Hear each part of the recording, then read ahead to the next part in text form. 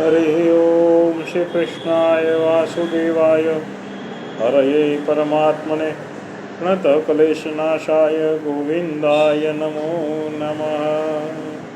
श्री कृष्णार्पणमस्तु। गई काले आपणे श्रीमद् भगवद गीताना 6ठा अध्यायना 25મા શ્લોક સુધીનું વાંચન કર્યું. આજે તારીખ 11/11/2025 26મા શ્લોકથી આપણે પાછું વાંચન પુનઃ પ્રારંભ કરીએ છીએ. અધ્યાય 6. શ્રી કૃષ્ણાર્પણમસ્તુ.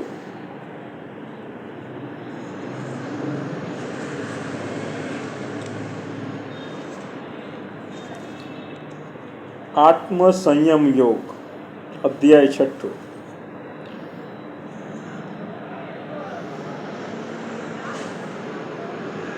ચંચળ અને અસ્થિર મન જે કારણથી બહાર નીકળી જાય તે કારણથી તેને રોકી રાખી અને આત્મામાં જ વશ કરવું. જે કારણથી બહાર નીકળી જાય, જે કારણથી એટલે આપણને ધક્કો મારીને ગમે એ કારણે બહાર લઈ જાય. તમે વાંચવા બેઠા હો, ભગવાનની ભક્તિ કરતા હોય એટલે મગજમાં વિચાર બધા ઓલા જ ચાલુ હોય કે ઓલો હપ્તો ભરવાનો છે, ઓલું આ ભરવાનું છે, ઓલું આ કરવાનું છે, બરાબર. શું એટલે મગજમાં એ જ વખતે પાછા મગજમાં એ વિચાર આવે કે ઓલાને પૈસા દેવાના છે, આની પાસેથી પૈસા લેવાના છે, એ બધું મગજમાં ચાલુ ને ચાલુ રહે. એ કારણથી એને રોકી રાખીને આત્મામાં જ વશ કરવું ચંચળ મનને. એ ભગવાને કીધું. કેમ કે અતિ શાંત મનવાળા શાંત રજોગુણવાળા પાપ રહિત અને બ્રહ્મરૂપ થયેલા યોગીને ઉત્તમ સુખ પ્રાપ્ત થાય છે. આમ ચિત્તને સદા યોગનિષ્ઠ કરતો યોગી પાપ રહિત થઈ સહેલાઈથી પરબ્રહ્મના અનુભવ રૂપ અનંત સુખનો અનુભવ કરે છે. યોગયુક્ત અંતઃકરણવાળો તથા બધે સમદ્રષ્ટિવાળો બધા પ્રાણીઓમાં પોતાને ને પોતાનામાં બધા પ્રાણીઓના રહેલા જોવે છે. જે મનુષ્ય બધે મને જ જોવે છે અને મારામાં બધું જોવે છે તેને માટે હું કદી અદૃશ્ય નથી કે તે મને અદૃશ્ય રહેતો નથી. પ્રભુનું સ્વરૂપ, બ્રહ્મનું સ્વરૂપ તમને જ્યારે દેખાઈ જાય ને એટલે જે બ્રહ્મનું સ્વરૂપ છે ને એ જ પ્રભુનું સ્વરૂપ છે. તમને એનો આકાર દેખાવા માંડે, એ સાક્ષાત તમને દેખાવા માંડે કોઈને કોઈ સ્વરૂપે. તમને એમ થાય કે નહીં આ પ્રભુ જ છે, બરાબર. એકપણાનો આશ્રય કરી જે યોગી પ્રાણીઓ ભૂતોમાં રહેલા મને ભજે છે તે સર્વ પ્રકારે વર્તે છતાં મારામાં વર્તે છે. બધી રીતે વર્તે પણ એ પ્રભુમાં જ વર્તે. શું કહે છે? સર્વ પ્રકારે વર્તે પણ છતાંય મારામાં વર્તે છે, બરાબર. હે અર્જુન, જે મનુષ્ય સર્વમાં પોતાની પેઠે સુખ અને દુઃખને સમાન જોવે છે, બધાયમાં સર્વમાં પોતાની પેઠે સુખ અને દુઃખને સમાન જોવે છે, તે મારે મન પરમ યોગી છે. અર્જુન વાચ. અર્જુન બોલ્યા, હે મધુસૂદન, તમે મને જે આ સમદર્શન રૂપ યોગ કયો તે મારા મનની ચંચળતાને લીધે સ્થિર જોતો નથી. એટલે હજી એને કઈ સ્થિર દેખાતું નહોતું મગજમાં. હજી તો 10મા અધ્યાય સુધી, છેલ્લે 10મા અધ્યાય સુધી પ્રભુએ કહી દીધું કે 10મા અધ્યાયમાં તમે સાંભળશો કે પ્રભુએ શું શું કીધું છે કે હું શું છું. એને બધુંય કહી દીધું. એમને બધુંય કહી દીધું કે ભાઈ હું આ છું, હું આ છું, વૃક્ષોમાં પીપળો છું, શિવ છું, ગણપતિ છું, આપણે કલ્પવૃક્ષ છું, ગાયત્રી છું, બધી વસ્તુ મારામાં જ છે, સમુદ્રમાં મહાસાગર છું.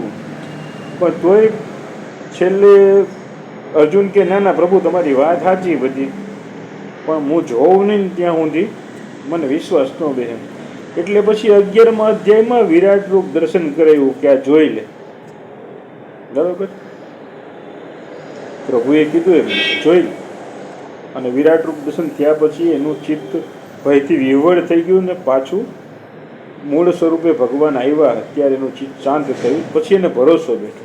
એટલે એ જ પ્રશ્ન કરે છે અર્જુન કે મનની ચંચળતાને લીધે સ્થિર જોતો નથી. કેમ કે હે કૃષ્ણ, મન ચંચળ વિહવળ કરનાર બળવાન અને દ્રઢ છે. મનની તાકાત બહુ જોરદાર છે. તમે આમ ફરદીને પકડી ન શકો. હું તાકાત વાળું માણસ હોય ને તમે બે હાથે પકડો ને તો છૂટવા માટે ધમપછાડા તો કરે. એ મન છે ને ધમપછાડા કરશે ભાગવાનું.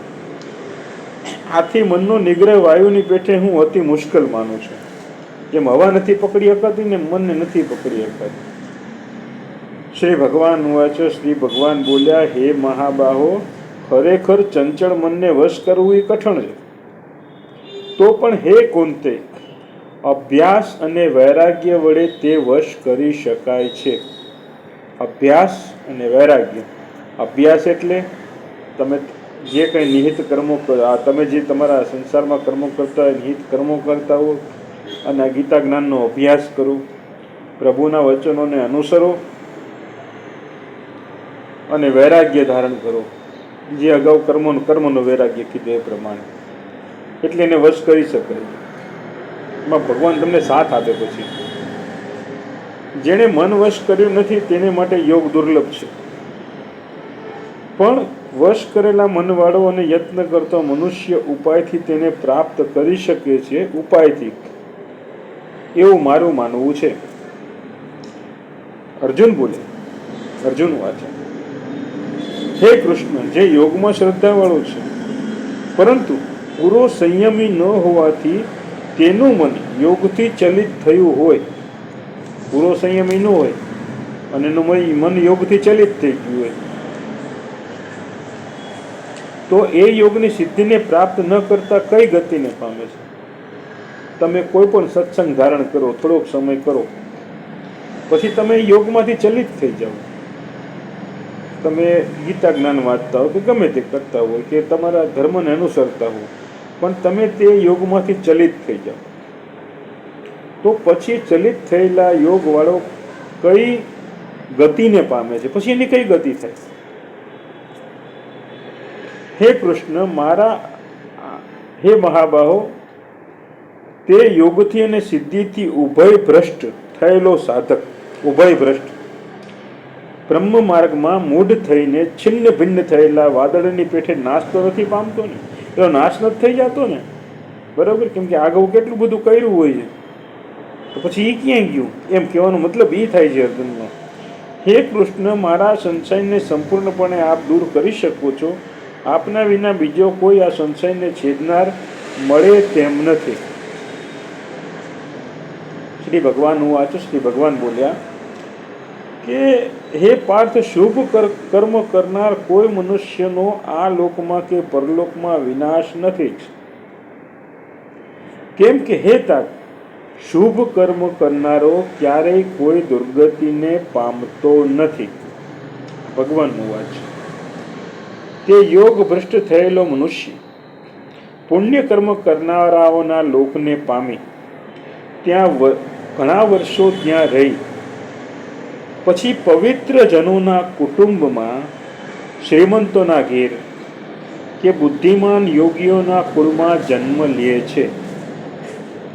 ખરેખર જગતમાં આવો જન્મ અતિ દુર્લભ છે. મહાદેવ. હે કુરુનંદન, ત્યાં જન્મ લેવાથી તેણે પૂર્વ જન્મમાં કરેલી સાધનાના સંસ્કાર તેનામાં અમૂર્ત થાય છે. જ્યાંથી સાધના અધૂરી રહી હતી ત્યાંથી આગળ વધી તે પૂર્ણ સિદ્ધિ માટે ફરી પ્રયત્ન શરૂ કરે છે. હવે સમજો કે કોઈ સત્સંગ ધારણ કર્યો, ગમે 50 વર્ષનો હોય અને એણે સત્સંગ ધારણ કર્યો, અને 55મા વર્ષે કે 52મા વર્ષે કે 51મા વર્ષે જ કે 60મા વર્ષે એનું મૃત્યુ થાય છે. પણ જીવનના અંત સમય સુધી એ યોગમાં સ્થિર રહ્યો છે. ચંચન મનની ગતિને લીધે થઈ, ગૌજાને કીધું, એ ઉભય ભ્રષ્ટ થયો, તો પછી કઈ ગતિને પામે? તો એનો આ જવાબ છે. કે મૃત્યુ પામ્યો હોય અથવા ત્યાંથી એને યોગ મૂકી દીધો હોય, પણ એને જે કર્મ કરેલું હોય એ કર્મ એનું સંચિત ક્રમમાં જમા પડ્યું રહે અને પછી બીજા જન્મે એને જ્યાંથી એને અભ્યાસ અધૂરો મૂક્યો હોય ત્યાંથી જ શરૂ કરવો પડે. તે પૂર્વના અભ્યાસને લીધે જરૂર યોગ પ્રત્યે ખેંચાય છે. આવા યોગને જિજ્ઞાસુ વૈદિક કર્મકાંડથી પર હોય છે. કાળજીથી યત્નપૂર્વક સાધના કરતો યોગી બધા પાપોથી મુક્ત થઈ અનેક જન્મોની સાધનાને અંતે પરમ ગતિને પામે છે. આ યોગી તપસ્વીઓ કરતા ચડિયાતો, જ્ઞાનીઓથી પણ ચડિયાતો અને અગ્નિહોત્રાદિ કર્મ કરનારાઓથી પણ ચડિયાતો મનાયો છે. તેથી હે અર્જુન, તું યોગી થા.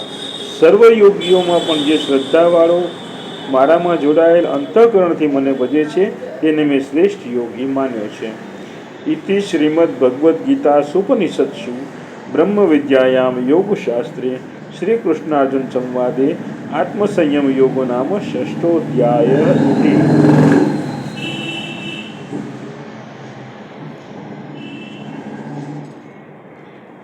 શ્રી કૃષ્ણાય વાસુદેવાય હરયે પરમાત્મને પ્રાતઃકલેશનાશાય ગોવિંદાય નમો નમઃ.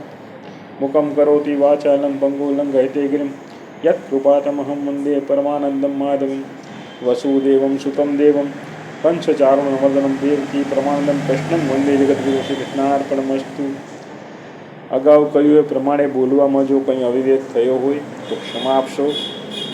બીજું એ કે ખરેખર આ કૃષ્ણ ભક્ત તરીકે આ વિડીયોને જેમ બને એમ આગળ ફોલો કરાવવા, મિત્રો ગ્રુપના વર્તુળમાં ફોલો કરાવવા, શેર કરાવવા, જેટલું બને એટલું વધુ લાઈક કરાવવા અને જોવરાવવા માટે તમારી ખૂબ ખૂબ વિનંતી છે. જેમ બને એમ વધારે શેર કરશો. ભગવાનના કામમાં આટલું નિમિત્ત બનો. શ્રી કૃષ્ણાર્પણમસ્તુ.